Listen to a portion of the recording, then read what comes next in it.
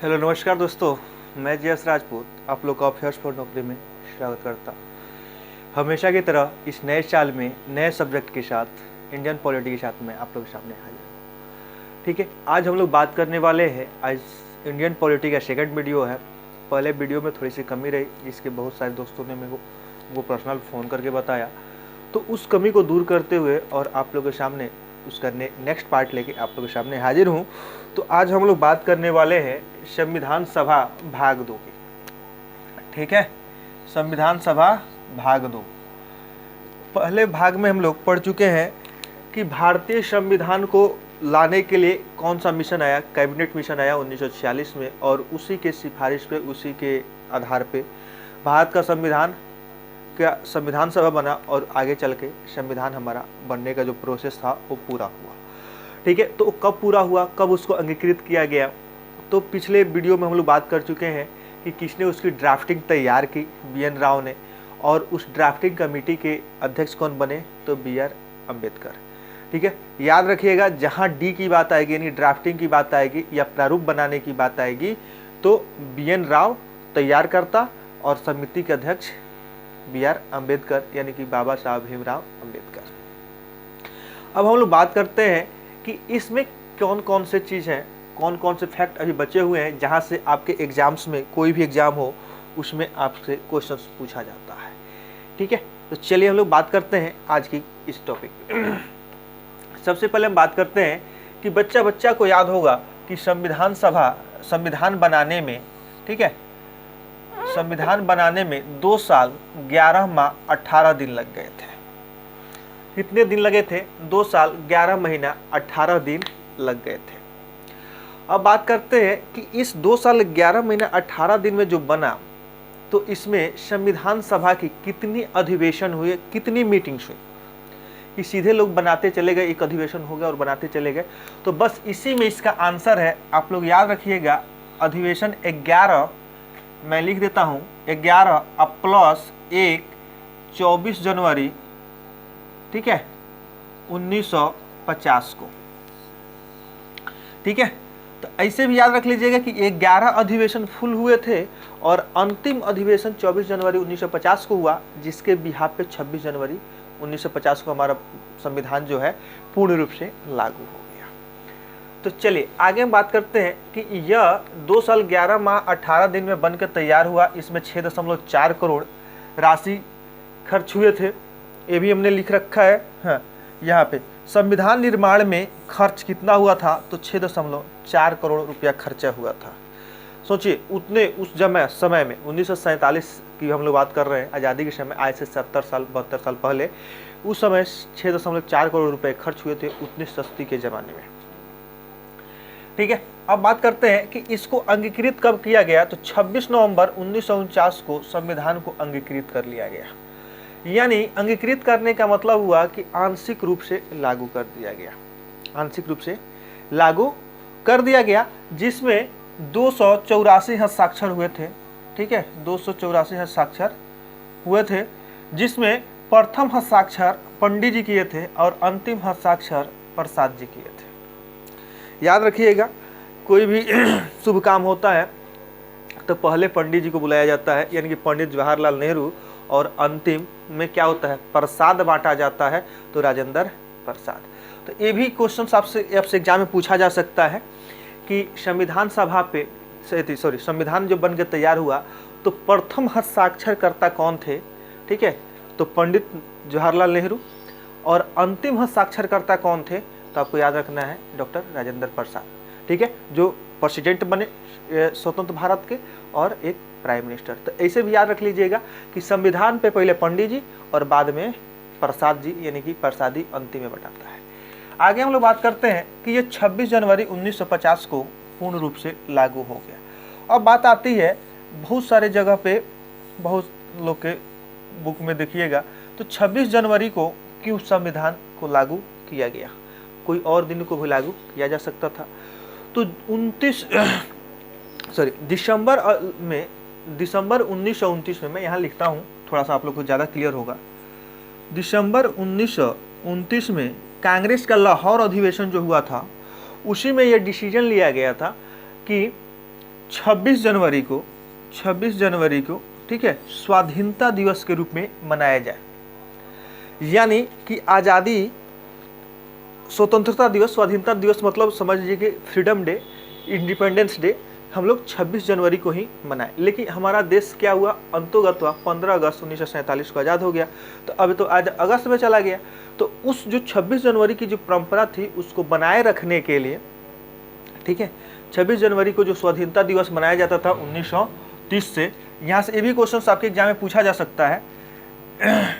मैं लिखता हूँ यहाँ पे 26 जनवरी 1930 से जो स्वाधीनता दिवस मनाया जाता था, ठीक है, तो इस 26 जनवरी को कहने का मतलब कि बनाए रखने के लिए, इस मर्यादा को रखने के लिए, इस परंपरा को चालू रखने के लिए ही 26 जनवरी 1950 को हमारा भारतीय संविधान पूर्ण रूप से लागू हुआ। आई बात समझ में, ठीक है, जिसमें 395 अनुच्छेद, 22 भाग और 8 अनुसूचियां थी। भारतीय संविधान में मूल रूप से कितने अनुच्छेद थे, 395 अनुच्छेद, 22 भाग और 8 अनुसूचियां थी, जो वर्तमान में बढ़ के 465 अनुच्छेद, 25 भाग और 12 अनुसूचियां हो गई हैं। ठीक है, यहाँ 465 और 475 भी कहीं कहीं पे मिल रहा है।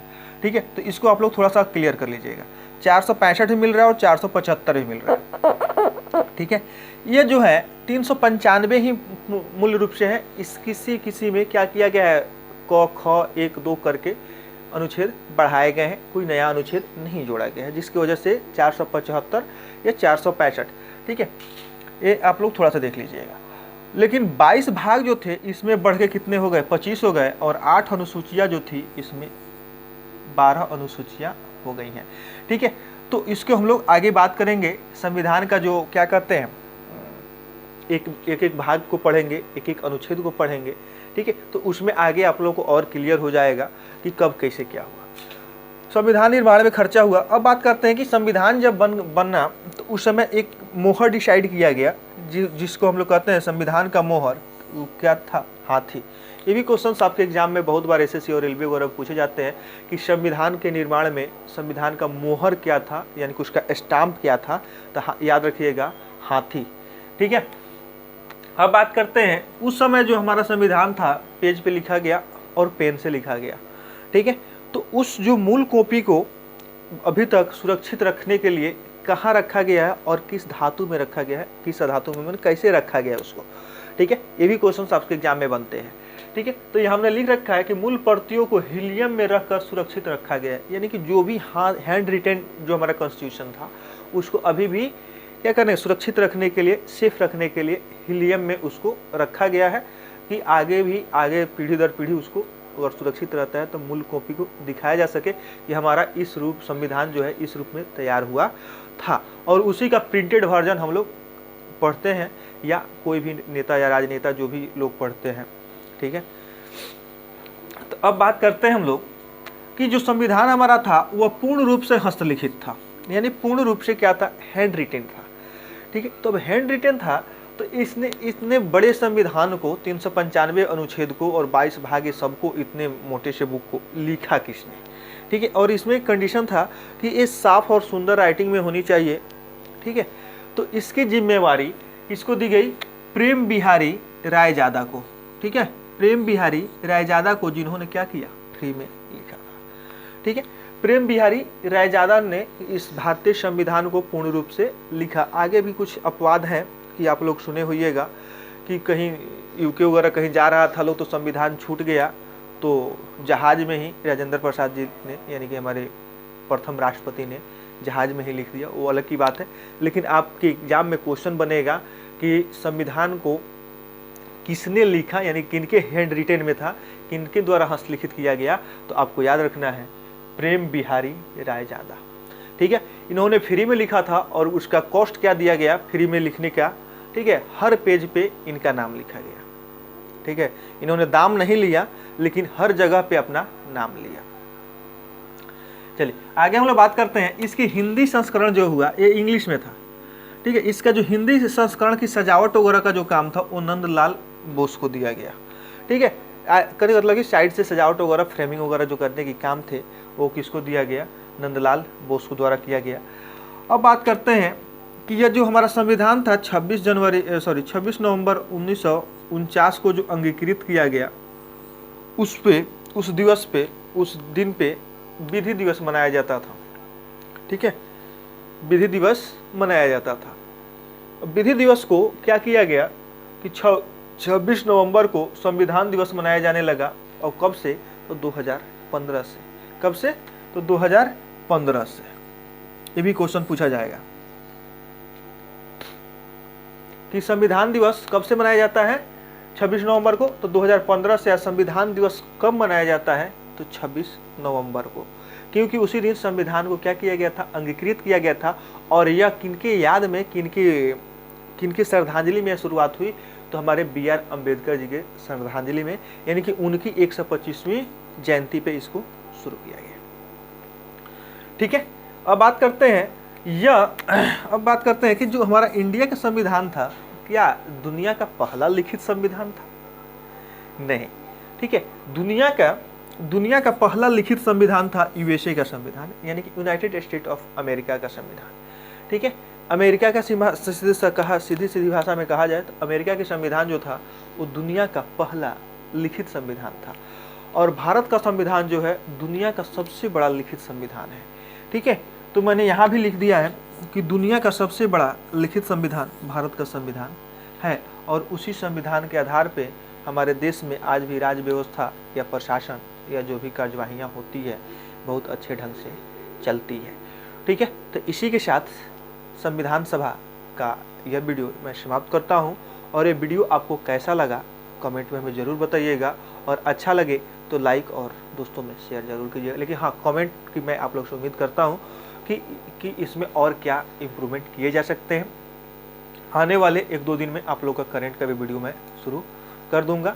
ठीक है, तत्काल अभी 1-2 दिन इसी को देखिए और अपना प्यार बनाए रखिए। तब तक के लिए जय हिंद, जय भारत।